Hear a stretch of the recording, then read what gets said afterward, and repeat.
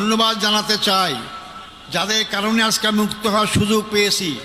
সেই ৩৬শে জুলাই অর্থাৎ ৫ই আগস্টের মহাবিপ্লবী নায়কদের জন্য আমি ধন্যবাদ জানাতে চাই। তাদের অক্লান্ত পরিশ্রম আন্দোলন, তাদের মাধ্যমে স্বৈরাচার ফ্যাসিস্ট সরকারের পতন হতে বাধ্য হয়েছিল। এবং সবচেয়ে আমি ধন্যবাদ জানাবো এই ক্ষেত্রে ছাত্র সমাজকে, যারা অতীতের অহংকার গর্বকে আবার প্রতিষ্ঠা করতে পেরেছেন।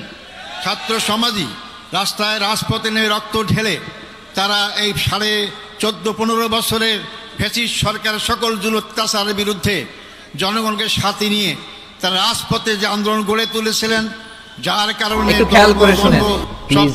বাংলাদেশ নতুনভাবে স্বাধীনতা অর্জন করতে পেরেছে।